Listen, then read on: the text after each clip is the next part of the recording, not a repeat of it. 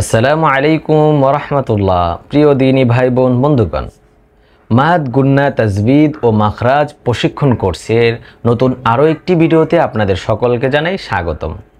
আজকের এই পর্বে আমরা জানব ইকলাব কাকে বলে, অর্থাৎ ইকলাব কাকে বলে, ইকলাব কিভাবে পড়তে হয়, ইকলাবের হরফ কয়টি, ইকলাবের যে বিবরণটা রয়েছে এই সম্পূর্ণ বিষয়টা আমরা ইনশাআল্লাহ আজকের ভিডিওতে আমরা শিখব। তাহলে চলুন কথা না বাড়িয়ে আমরা ভিডিও শুরু করি। শুরু করার আগে বরাবরের মতো আবারও একটি রিকোয়েস্ট থাকবে, অবশ্যই চ্যানেলটিকে সাবস্ক্রাইব করে পাশে আসা বেল আইকনটি অল করে রাখবেন এবং আপনারা কে কোথা থেকে আমাদের ভিডিওটি দেখেন অবশ্যই কমেন্ট বক্সে জানাবেন। তাহলে চলুন ভিডিও শুরু করা যাক। আজকের এই পর্বে যারা সরাসরি ভিজিট করেছেন আপনাদেরকে অনুরোধ করবো আপনারা গত যে পর্বটি রয়েছে সেই পর্বটিতে অবশ্যই দেখে আসবেন, কেননা আগের পর্বটি যদি আপনারা না দেখেন তাহলে কিন্তু আপনারা এই পর্বের পড়াগুলো কিছুই বুঝবেন না এবং এতে কোনো ফায়দা হবে না। অর্থাৎ আগের পর্বে আমরা যেই নুন সাকিন ও তানবিনের 4টি প্রকার রয়েছে, সেই প্রকারের যেই হরফগুলো রয়েছে, কোন প্রকারের কয়টি হরফ, যে হরফগুলো আমরা পড়িয়েছি সেই হরফগুলো যদি আপনি মুখস্থ না করেন না পারেন তাহলে কিন্তু এই পড়াটা আপনার কঠিন হয়ে যাবে এবং পরে সেরকম কোনো ফায়দা হবে না। এই জন্য আপনারা আগের ভিডিওটি দেখে তারপর ইনশাল্লাহ এই পর্বটি পড়বেন, তাহলে আপনারা কিন্তু সুন্দরভাবে পড়তে পারবেন। এবং আপনাদেরকে আরেকটি অনুরোধ থাকবে, আপনারা প্রত্যেকটি পর্ব পার্ট বাই পার্ট পড়বেন ইনশাল্লাহ, তাহলে আপনারা খুব সহজেই তাজবিদ, মাদ, গুন্না, তাজবিদ, মাখরাজ সকল বিষয় কিন্তু সুন্দরভাবে পড়তে পারবেন ইনশাআল্লাহ। তাহলে চলুন কথা না বাড়িয়ে আমরা ভিডিও শুরু করি। শুরু করার আগে বরাবরের মতো ছোট একটি রিকোয়েস্ট থাকে, অবশ্যই ভিডিওতে একটি লাইক দিয়ে দিবেন, চ্যানেলটি সাবস্ক্রাইব করে পাশে আসা বেল আইকনটি অল করে রাখবেন। কে কোথা থেকে কোন জেলা থেকে আমাদের এই ভিডিওটি দেখছেন অবশ্যই কমেন্ট করে জানাবেন। তাহলে চলুন আমরা ইকলাব পড়ব আজকে ইনশাআল্লাহ। ইকলাব কাকে বলে? নুনে সাকিন বা তানবিনের বামে ইকলাবের হরফ বা আসিলে ওই নুনে সাকিন বা তানবিনকে গুন্নার সহিত মিম পড়িতে হয়।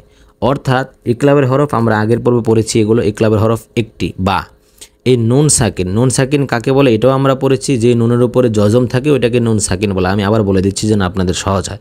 তো এই নুন সাকিনের বামে যদি ইকলাবের হরফ একটি বা আসে তাহলে ওই নুন সাকিন বা তানবিনকে, নুন সাকিন হোক কিংবা তানবিন হোক, ওই নুন সাকিন বা তানবিনের বামে, তানবিন এবং নুন সাকিন এই দুইটি বিষয়ের নুন সাকিন বা তানবিনের বামে যদি ইকলাবের হরফ বা আসে তাহলে কিন্তু ওই নুন সাকিন বা তানবিনকে গুন্নার সহিত মিম পড়িতে হয়। কীভাবে? এই যে আপনারা যদি আরবিটাতে একটু লক্ষ্য করেন, এখানে দেখেন মিম, এই যে নুন সাকিন রয়েছে কিন্তু নুনের উপরে জজম রয়েছে, এখানে ছোট্ট একটি মিম রয়েছে। আপনারা সবসময় খেয়াল করবেন এই ছোট্ট মিম যদি থাকে এরপরে যদি বা থাকে তাহলে আপনারা এটা চোখ বন্ধ করে বুঝে নিতে পারেন যে এটা একটা ইকলাবের মদ এসেছে। এবং নুন সাকিন অথবা তানবিন যদি থাকে, প্রথমে আপনারা লক্ষ্য করবেন এখানে কি রয়েছে, মিমের ডানে কি নিয়ে রয়েছে, নুন সাকিন রয়েছে, তাহলে এটা অবশ্যই কি ইকলাব। অথবা মিমের পরে কি বা রয়েছে তাহলে এটাই অবশ্যই কি ইকলাবের হরফ এবং ইকলাব হবে, এখানে গুন্না করে পড়তে হবে মিম দ্বারা।